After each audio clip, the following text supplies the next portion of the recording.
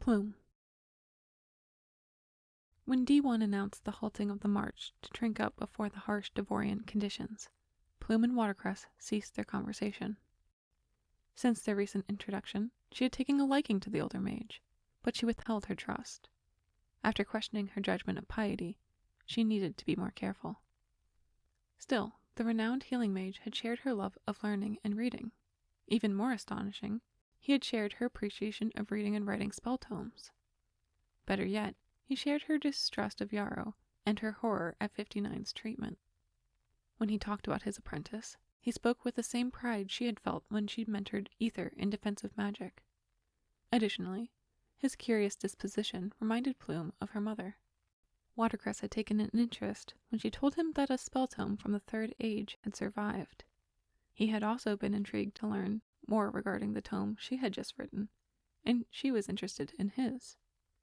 They covered so much in their conversation between the impenetrable castle and the Devorian border that she was relieved to relax her vocal cords during the meal break. She was grateful for both that and the chance to analyze his words from their conversation for double meaning or insincerity.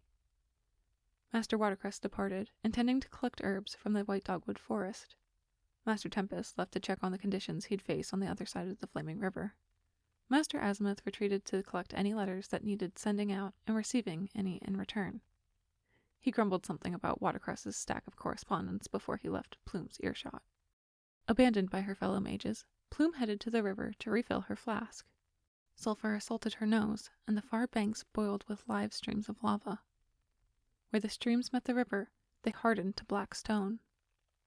Thin smoke trails seeped from the opposite shore, obscuring the foreign land's horizon. Black and red clouds blazed through the haze as though the archdemons had crafted them in the accursed ruins and brought them to the mortal plane in their wretched claws.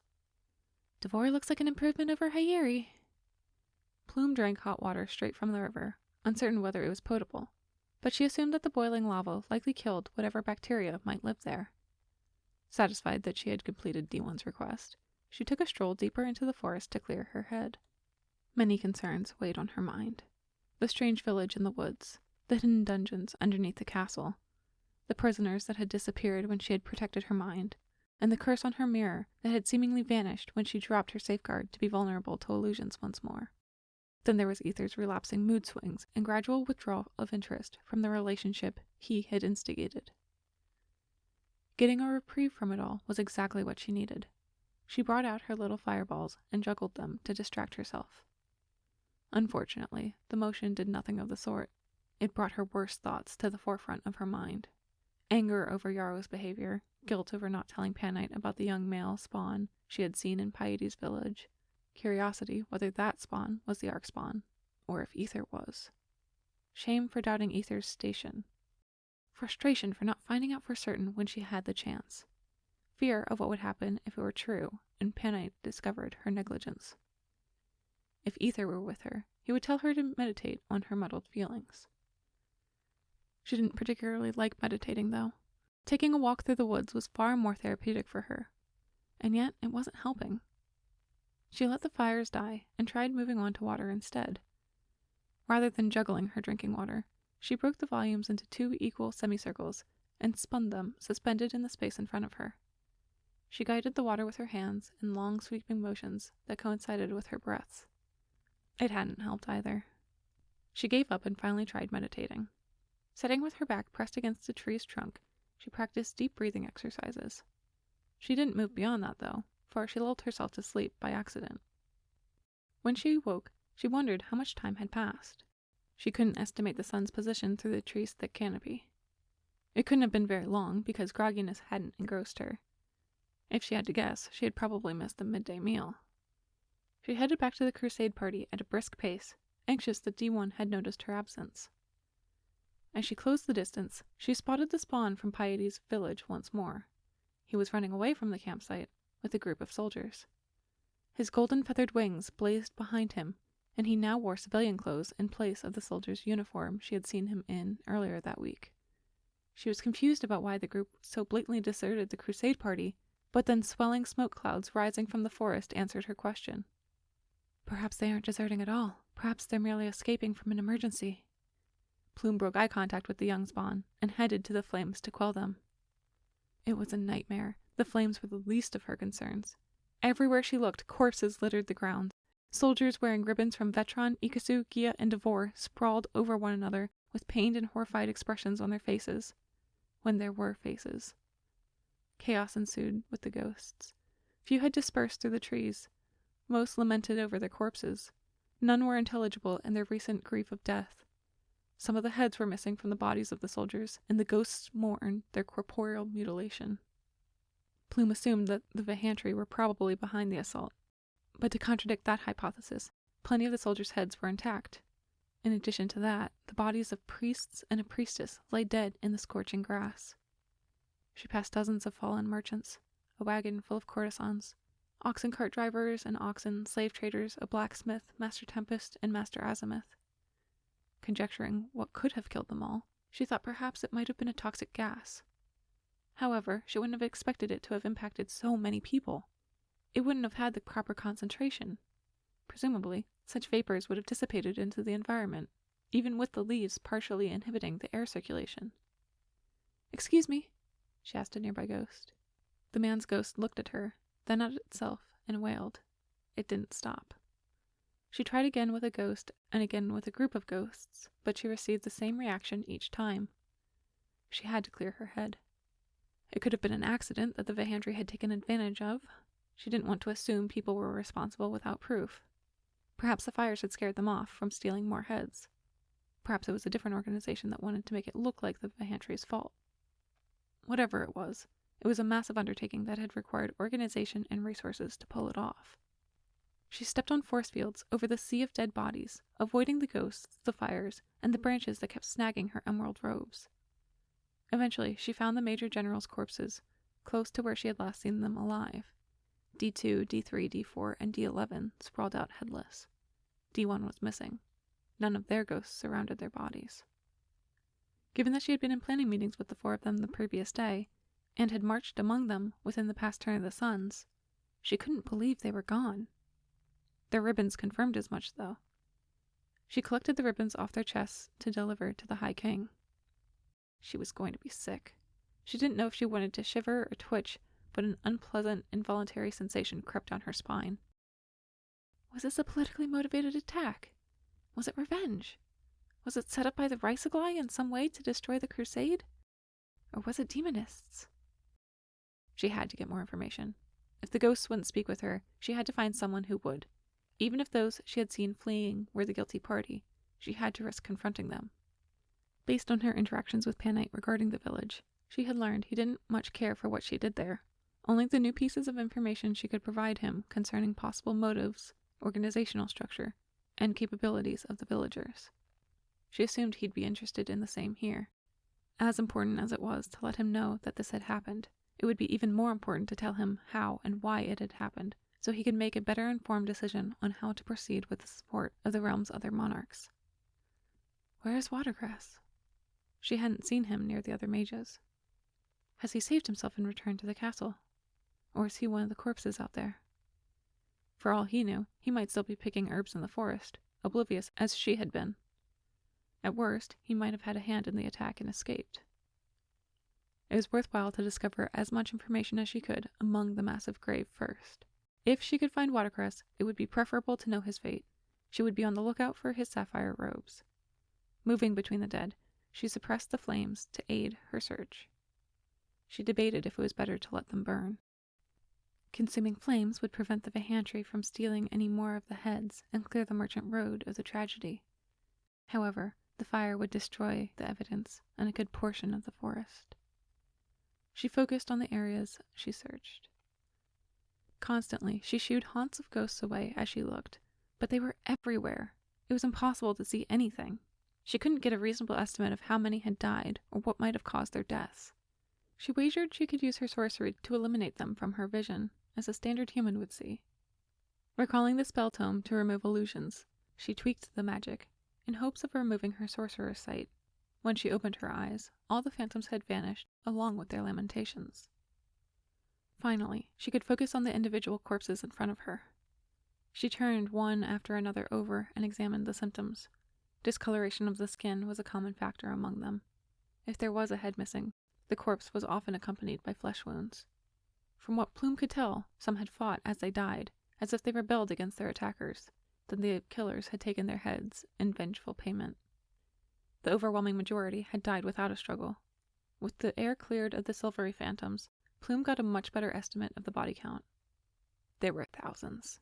Plume expected that the entirety of the crusade lay at her feet. Their bodies kept going and going, lining the path and extending into the sylvan ground on either side. In her moment of despair, she released her sorcery to let the ghosts flood her visions again. Remembering that they were not truly gone was her only solace. They were half mad, having the emotional capacity of newborn infants. But they were there. Once they learned to accept their fate, they would understand what had happened to them. They would wait out their rotations in the shrines and graveyards of their kin.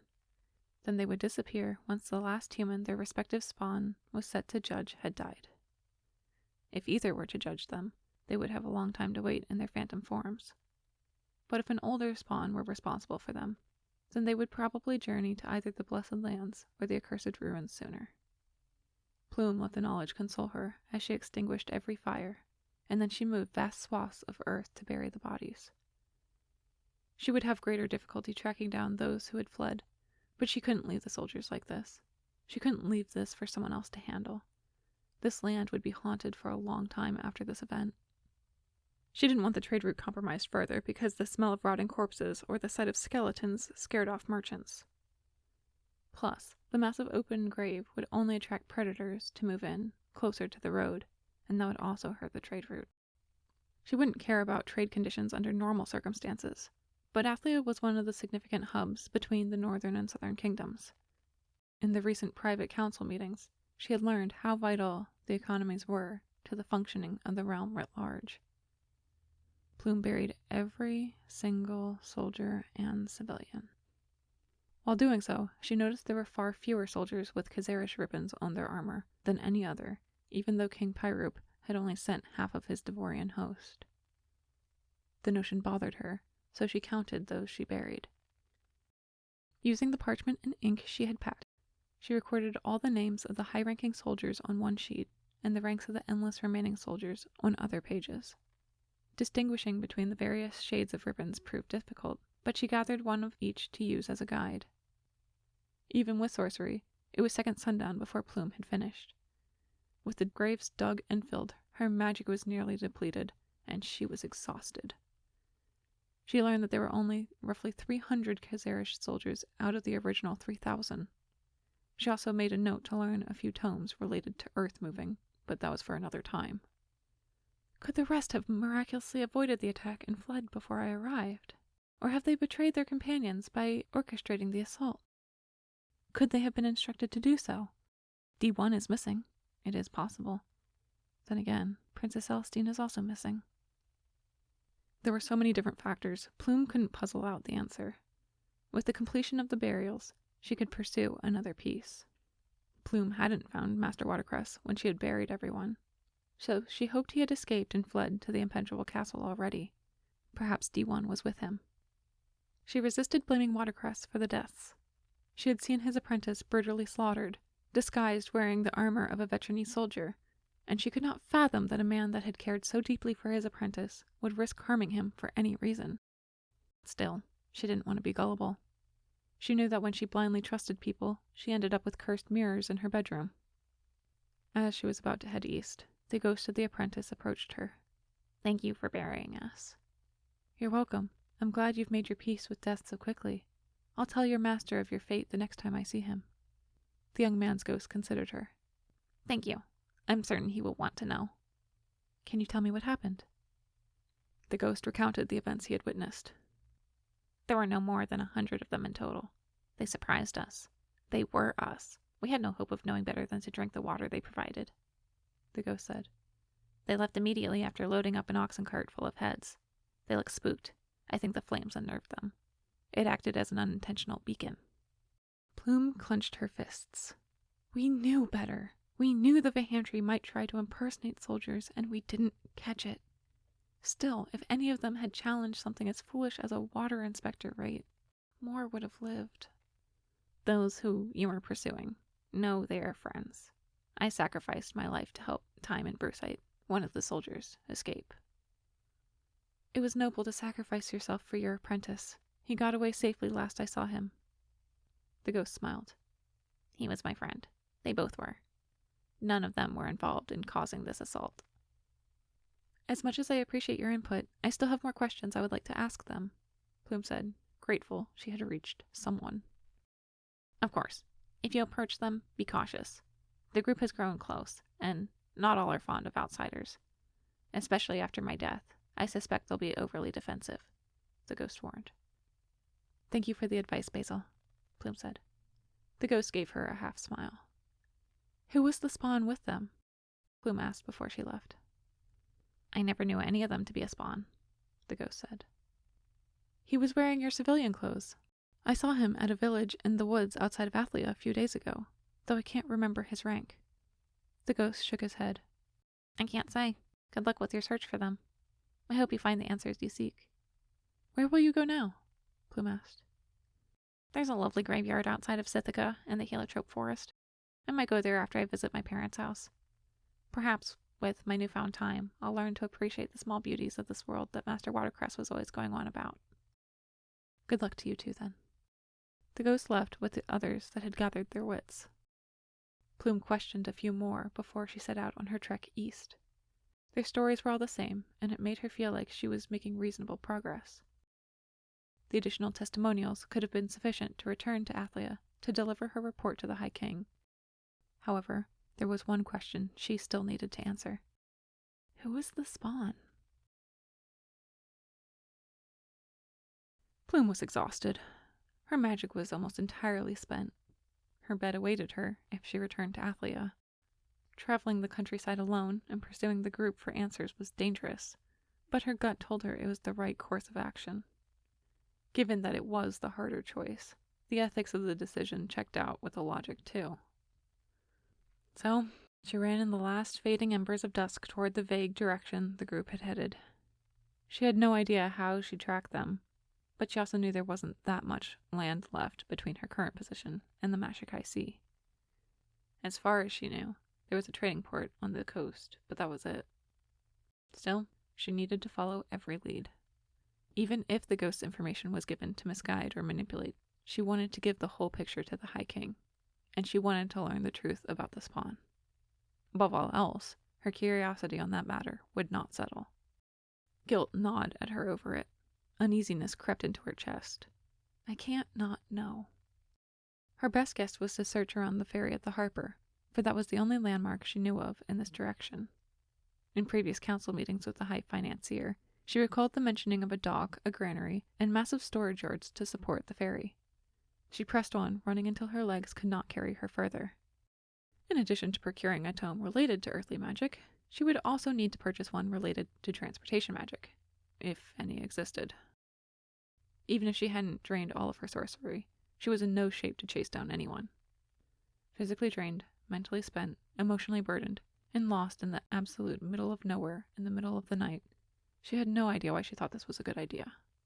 Rather than give in to despair, she used the feelings of doubt to power on. Her legs burned, her lungs blazed, and she kept going. She ran through cramps until they worked themselves out. She loathed every step, and with that hatred she propelled herself forward. At second moon high, she arrived at the ferry of the Harper. The ferry functioned as an outpost. When fully manned, there were likely fewer than 50 workers. A tavern that doubled as an inn, a currency exchange, and a couple shops encircled the dock. The storage areas gathered along the dock shoreline, past the single line of buildings. Plume headed straight for the dock, checking if anyone was around. A guardhouse was lit, but empty. Next to a docked boat snoozed a saltwater elemental. She tried to recall anything about the sea folk, but she blinked. She had never interacted with one before, and she never supposed she would. After joining Panate's forces, she had cemented that belief. For soldiers of any race to enter upon the sea creature's realm, armed or armored, was considered an act of war. "Excuse me, do you speak the common tongue?" Plume asked. She'd try the holy language next if the elemental was unresponsive. The elemental jolted awake into an upright posture. Bright hues of pink, blue, green, and purple streaked through the fins and gills of the being like electrical pulses. A long tail extended far under the water, anchored to one of the dock's pilings. The qualities of the heart-shaped reptilian face appeared to be female, but Plume wasn't sure and hadn't wanted to presume. "Are you seeking passage?" the being asked. "No, I was looking for information." The glow reflected in the scales of the elemental dulled, but they remained attentive. "Name what you're after, and I'll name my price." "I want to know if anyone has sought passage here since this afternoon," Plume asked. The elemental measured her with glassy eyes. "A table cut." Plume reached into her gem pouch and found the right cut by touch. "Do you accept diamonds?" "It's the only gemstone I take." Plume extended the diamond toward the elemental. With the backbone of its upper fin, the surface stuck to the diamond and lifted it from Plume's hand. "No one has departed from this shoreline today. I brought over a few individuals who had booked passage from Bavati, but that was this morning." "Thank you," Plume said, turning away from the creature. She tried the tavern next, but there was no one paying for the night who had matched the description she provided. It had cost her another point cut to find out, but it was worth it to know. Plume was exhausted enough that she considered paying for a tavern room. Her conscience overcame her again. She should get the information back to the castle that evening, especially if no one else had returned. Then she could recover from the terrible day. She regretted her decision before a slice of the evening passed. Dragging her feet along the path from the ferry to Athlia, she found the ruins of an abandoned cathedral, and took shelter in it for the evening. She knew she was approaching her limit, and she decided sheltering was better than fainting on the open road or in the middle of the woods. When she entered, echoing voices silenced. Revitalized with hope, she descended the stairs.